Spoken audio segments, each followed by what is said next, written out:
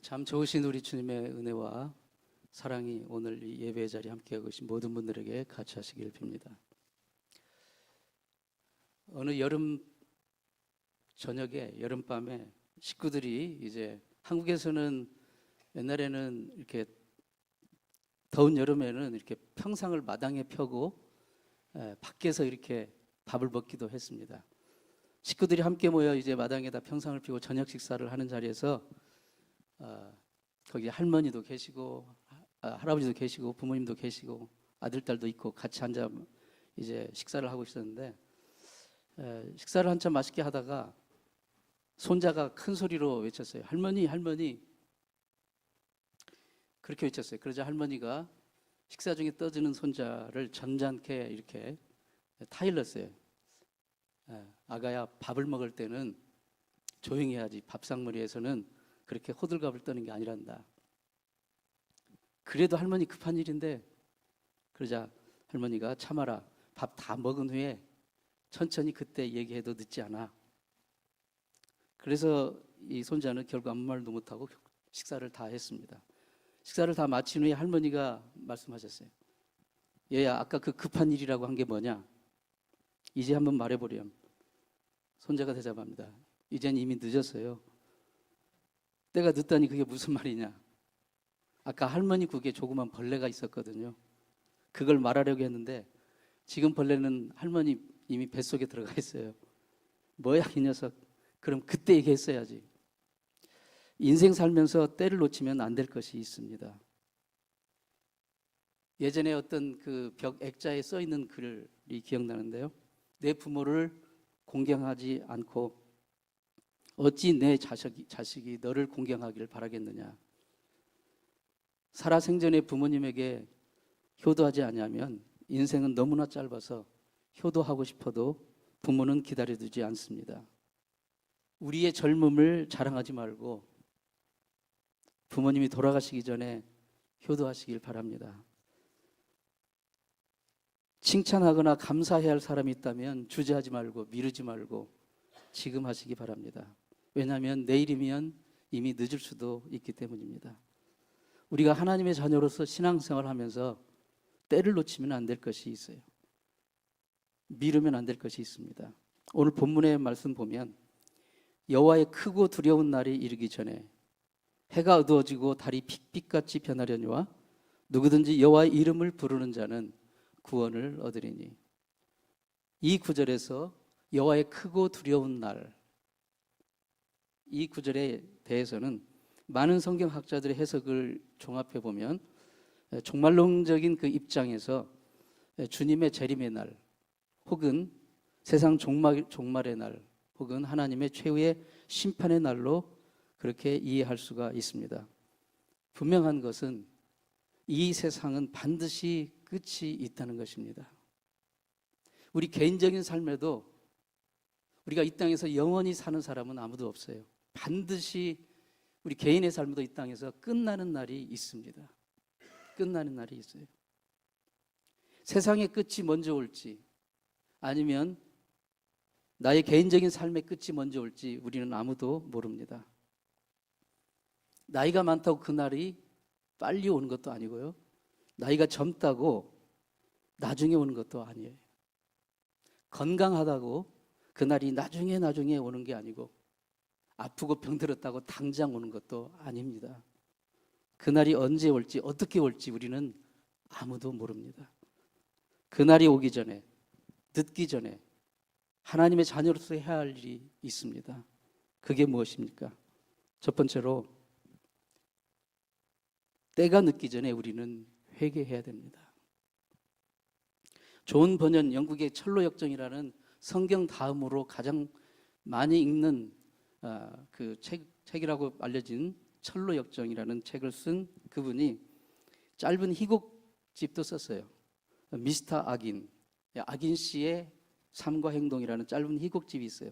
여기서 보면 그 미스터 악인은 시편 37편에 나오는 아삽의 시에 나오는 악인처럼 생전에 하는 일마다 잘 되고 형통하고 고민도 없고 걱정도 없고 살도 막 두룩두룩 찌고 손대는 것마다 돈과 성공으로 변하고 그 새치되는 혀로 하나님을 마음껏 조롱하고 하나님 그딴 게 어디 있어 모욕하고 그리고 죽을 때도 심지어 평안히 죽습니다.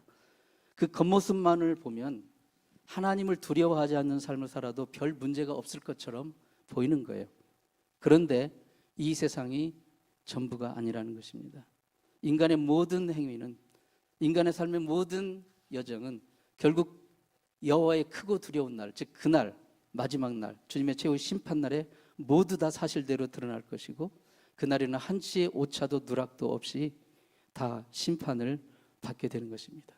그날이 오기 전에 늦기 전에 왜냐하면 우리는 내일을 모르기 때문에 오늘 우리의 죄를 회개해야 됩니다. 가끔씩 보면 천국과 지옥을 환상 중에 갔다 왔다고 하는 사람들의 간증들을 들어보면 여러 가지 다양한 표현들이 있는데 공통적으로 지옥에서 울부짖는 사람들의 공통된 소리가 있습니다. 껄껄껄. 이럴 줄 알았으면 예수 믿을 걸. 이럴 줄 알았다면 회개할 걸. 이럴 줄 알았다면 나에게 주어진 물질 가지고 하나님의 선한 일을 했을 걸. 기회가 다 지나간 것에 후회하는 껄껄껄 하는 말들 뿌리나는 것입니다. 스바냐 2장 1절 2절 말씀에 두려운 경고의 말씀을 우리에게 들려줍니다. 수치를 모르는 백성아 모일지어다 모일지어다. 명령이 시행되기 전 광음이 겨같이 날아가기 전 여호와의 진노가 너에게 임하기 전 여호와의 분노의 날이 너에게 이르기 전에 그리할지어다. 이 말씀을 자세히 보면 뭐뭐뭐 하기 전 뭐뭐뭐 하기 전이라는 말이 무려 4번이나 반복되어서 나오고 있습니다. 그러니까 이 땅의 모든 것은 결국 끝나는 시간이 있다는 거예요. 뭐 하기 전에 모여라. 모여라. 하나님 앞에 돌아오라. 이게 진정한 여호와의 심정을 나타내는 말씀입니다. 광음이 겨같이 날아가기 전이라는 말은 세월이 다 지나가기 전에 빨리 회개하라는 말씀입니다. 하나님께 돌아오는 말씀. 시간은 정말 빨리빨리 지나갑니다. 미국에서 이민 와서 살아보니까 정말 빨리 지나가는 것 같아요. 세월의 속도는 어떤 사람의 말대로 자기 나이에 거기에다가 그 마일만 붙이면 된다고 합니다. 20세 때는 인생의 시속이 한 20마일 정도로 달리고 40세쯤 되면 40마일로 달리고 50세쯤 되면 시속 50마일로 달리고 60세가 되면 60마일로 달리는 거예요. 하나님의 사람 모세도 시편 90편 10절에서 이렇게 말합니다.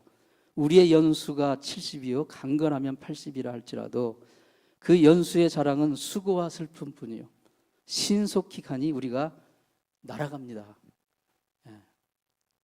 우리의 인생이 얼마나 빠르게 가는지 훌쩍 날아가는 것으로 비유를 했어요. 날아가는 것으로.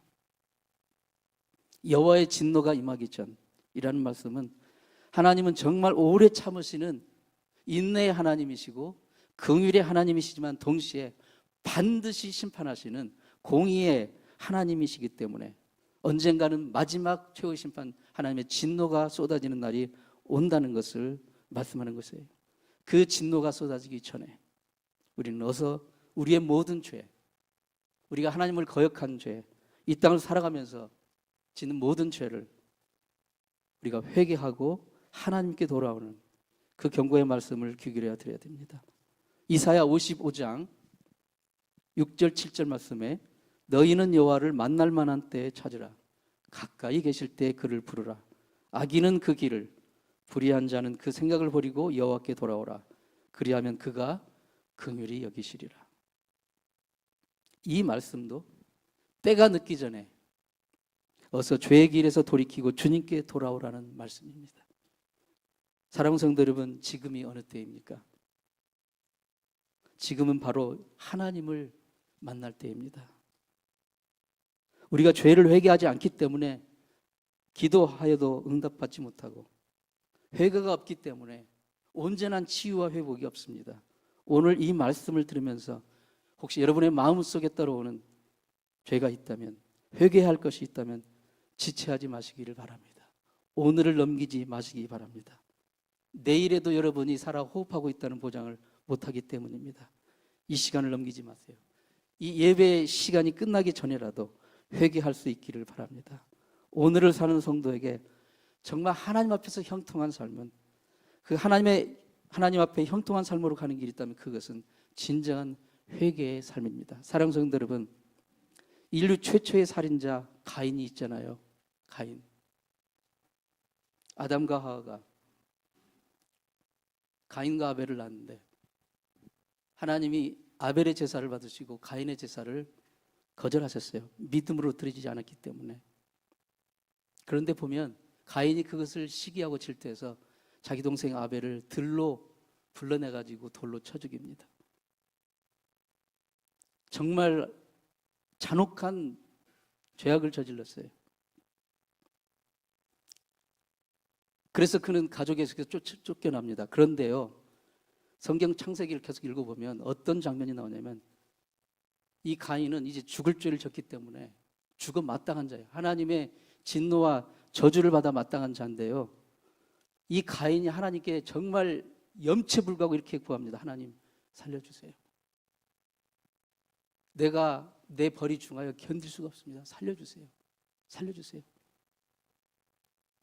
그때 하나님이 그에게 살 수 있는 표를 이마에 붙여줍니다. 어떤 누구도 그를 건들지 못하도록. 그렇게 악한 자라 할지라도 하나님은 회개하고 하나님께 살려달라고 하면 하나님은 긍휼의 하나님이시기 때문에 살 길을 열어주시는 거예요. 사랑하는 성도 여러분, 우리는 죄인임을 고백합니다. 주 예수 그리스도의 피로 용서받은 죄인이에요. 예수 그리스도의 피 공로 의지하고 우리의 모든 죄를 고백하고 하나님은 미쁘시고 의로우사 우리가 우리의 죄를 고백할 때 우리의 죄를 용서하시고 그 넓은 품으로 받아주시는 분이심을 믿습니다. 그 어떠한 죄인이라 가인이라 할지라도 하나님은 살 길을 열어주세요. 회개했을 때. 두 번째로 하나님의 백성으로서 우리가 늦기 전에 해야 될 일이 있다면 전도입니다. 전도. 구소련의 스탈린 통치 시절에 의사 콤필드라는 사람이 정치범으로 시베리아 교도소에 수감이 됐어요. 그는 의사이기 때문에 죄수이면서 동시에 감옥에서도 그 병든 수많은 죄수들을 치료하는 그런 일을 맡았어요. 그런데 이제 병든 죄수들을 이제 치료하는데 그 중에 한 명이 자기가 이제 이렇게 치료를 하고 있는데 이렇게 말을 하는 거예요. 끊임없이 자기 의사인 자기에게 질문을 해요. 당신은 어디서 와서 어디로 가는 줄 압니까? 당신은 죽음이 인생의 종점이라고 생각합니까? 예수 그리스도를 믿고 영생의 소망을 품으면 죽음도 끝이 아닙니다. 예수를 구주로 믿는 신앙을 가지십시오. 이렇게 계속 자기에게 전도를 하는 거예요. 결국 이 의사 콤필드는 그의 전도를 받고 예수를 믿고 신자가 되었어요. 그런데 그 이름 모를 그 환자, 죄수는 며칠 뒤에 죽었어요. 병이 너무 중해서 죽었어요. 근데 그로부터 얼마 후에 이제 이 의사는 계속 이제 그 환자들을 치료를 하는데 어떤 암 환자가 있었어요. 죄수 중에. 역시 정치범으로 수감된 암 환자가 있었는데 이 암 환자를 치료하면서 얘기를 해보니까 아직 예수를 믿지 않는 사람이에요. 그래서 수술을 해주면서 그에게 복음을 전했어요. 예수 믿으라. 그런데 수술을 끝난 그날 밤 이 콤필드라는 의사는 갑작스럽게 죽었어요. 갑작스럽게 죽었어요. 그에게 수술을 받은 그 암 환자는 잘 회복이 돼가지고 이제 회생을 하고 그도 독실한 신자가 되었어요. 이 암 환자, 나중에 낳은 암 환자의 이름은 나중에도 세계인이 존경하는 구소련의 반체제 인사 알렉산드르 솔제니친이라는 사람입니다. 그는 스탈린을 코스움의 사나이라고 했다고 해서 사상범으로 몰려서 시베리아 감옥 생활을 했는데 나중에 이 감옥 생활을 경험으로 쓴 단편소설 이반 데니소비치의 하루, 라는 이 책을 발표해가지고 결국 노벨 문학상까지 받게 된 아주 훌륭한 사람이 되었습니다. 이 사건은 우리에게 전도의 기회의 중요성을 보여줍니다. 전도의 긴급성을 보여주는 거예요. 시베리아 수용소에 어느 이름 없는 병들어 죽어가는 그 죄수가 의사를 전도를 했고 며칠 뒤에 죽었어요. 근데 그 전도를 받아서 구원받은 의사가 암 환자를 치료하고 그날 저녁에 그는 죽었어요. 그리고 그 치료받은 그 암 환자는 결국 예수를 믿고 위대한 솔제니친 이 사람이 된 거예요. 그 전도를 그들이 전도의 그 꼬리에 꼬를 물고 일어나는 그 전도의 그 일이 그들이 미뤘다면, 며칠 뒤로 미뤘다면, 혹은 그냥 포기했더라면 어떻게 되었을까요? 믿음의 역사, 구원의 역사는 일어나지 않는 거예요. 전도는 타이밍이 중요합니다. 지난주에 제가 설교 가운데 전도할 문을 열어달라고 사도 바울이 기도했잖아요. 빌립보 감옥에서. 근데 그 죄수를 구원시켜서 결국 그 죄수를 통해서 빌립보 교회가 열어지고, 그래서 유럽으로의 이제 복음의 관문이 열어진 거예요. 복음의 전도의 문, 그 기회, 타이밍이 있어요. 하나님이 열어주신 그 기회, 이 전도의 기회를 놓치면 안 됩니다. 여러분의 삶에 살면서 주어지는 그 타이밍이 있을 때 그것을 미루지 마시기 바랍니다. 1960년대 한국 사회를 정말 떠들썩하게 했던 사형수 고재봉이라는 사람이 있어요. 나이 드신 분들은 아시는 분도 있을 겁니다. 그분이 이제 사형수가 되어가지고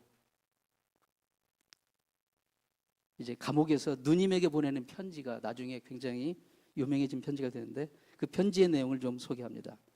누님, 이 편지가 누구를 통해 누님 손에 들어갈 수 있을지 궁금합니다만 그냥 쓰겠습니다. 누님이 재판정에서 제가 사형 선고를 받던 날 울음을 터뜨렸을 때 제 마음은 갈기갈기 찢어지는 듯 했습니다. 누님, 저란 놈은 보통 나쁜 놈이 아닙니다. 사람만 죽인 게 아니라 나의 형제와 친척과 가족을 절망과 수치 속에 몰아넣은 사람입니다. 누님, 저는 원한만 갚으면 된다고 생각했지 다른 것은 꿈에도 생각해보지 않았습니다. 누님, 동네 교회가 있지요? 교회 꼭 다니십시오. 저는 요즘 매일 성경을 읽고 있는데 그 성경을 통해서 신비한 힘을 얻고 있습니다. 주님, 누님, 저는 매일매일 저의 지은 모든 악한 죄를 회개하고 있습니다. 죄를 회개하고 예수를 믿는 믿음을 가지면 구원을 얻습니다. 누님, 저는 요즘 구원의 확신을 가지고 있습니다. 믿지 않으면 이런 말이 이상하게 들릴지도 모르겠지만 누님, 성경을 구해서 읽어보고 꼭 교회에 나가십시오. 그러고 나면 제 말이 이해가 될 것입니다. 누님, 요즘은 하루하루가 아깝습니다.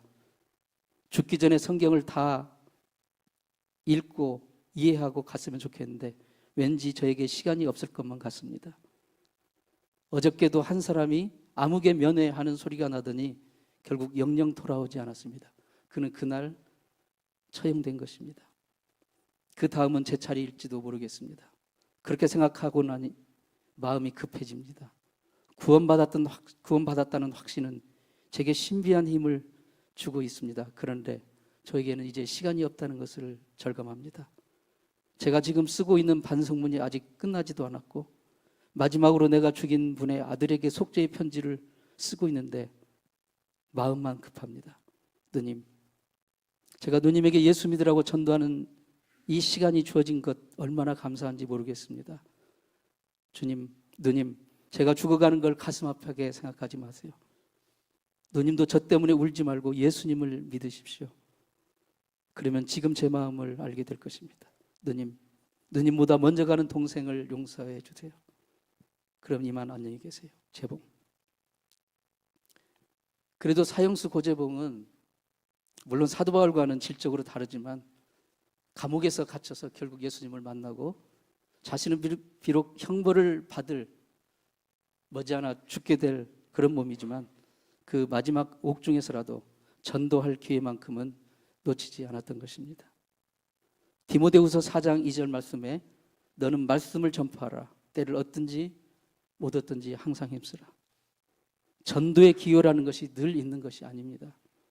더더욱 영혼을 구원하는 귀중한 일이라면 절대로 내일로 미뤄서는 안 됩니다. 오늘이라는 시간 동안에 하나님께서 여러분에게 어떤 사람을 만나게 해주실지 모릅니다. 그가 아직 예수 그리스도를 만나지 못한 사람이라고 한다면 오늘을 넘기지 마세요. 단 한마디라도 그에게 예수 그리스도를 전해주시기를 바랍니다. 하나님의 자녀로서 우리가 늦기 전에 해야 될 일이 있다면 세 번째로 하나님의 말씀에 순종하는 것입니다. 그리스도인들 가운데 하나님의 말씀에 순종하지 않다가 고난과 고생을 겪은 후에야 후회하는 사람들이 많습니다. 우리가 잘 아시는 한국의 전래동화 청개구리 이야기가 있잖아요. 청개구리. 자식 청개구리는 평상시에 엄마 청개구리의 말을 죽어라고 듣지 않습니다. 동으로 가라고 하면 서로 가고, 남으로 가라면 북으로 가고, 무조건 반대입니다. 무조건 반대. 세상에 그런 불효자가 어디 있습니까? 살아생전에 한 번도 엄마가 시키는 대로 해본 일이 없는 거예요. 꼭 토를 답니다. 핑계를 댑니다. 한다고 해놓고 또 정반대로 합니다. 그렇게 불효를 했는데 어느 날 이 엄마가 갑자기 돌아가셨어요. 결국 청개구리는 엄마가 죽은 후회사, 땅을 치고 후회하고 자기의 불효를 회개하고 후회하고 어머니가 죽기 전에 마지막 부탁하신 그 말씀만큼은 순종하기로 마음을 먹었어요. 제발 나를 흐르는 물가에다가 묻어다오. 꼭 반대로 할 것 같으니까, 그래야만 산으로 묻어줄 것 같으니까 그 마지막 부탁. 그래서 그는 그걸 순종했는데 그 결과는 참담했어요. 비가 오자 엄마 무덤이 흘러 떠내려가 버리고 말았어요. 이 청개구리 이야기, 우리가 너무나도 잘 아는 이 이야기가 우리 신앙생활에 주는 교훈이 무엇입니까? 순종도 때가 있다는 거예요. 늦은 순종은 순종이 아니에요. 늦은 순종은 뼈아픈 후회만 남는 거예요. 후회와 회개는 차이가 있어요. 후회는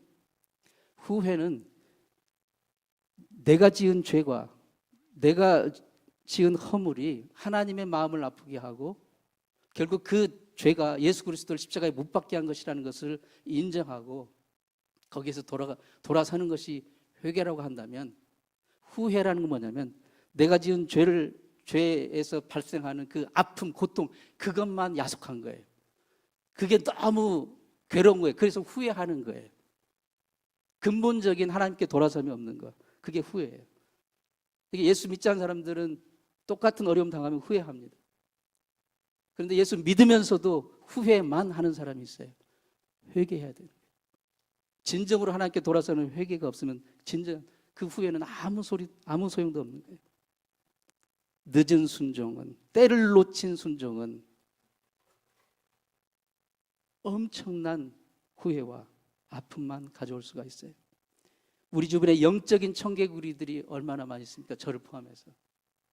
이때 순종해야 되는데 막 강력하게 하나님의 음성이 나에게 오는데, 오늘 순종해야 되는데 거기에 내가 순종할 때 치러질 대가와 희생 때문에 자꾸 미뤄요.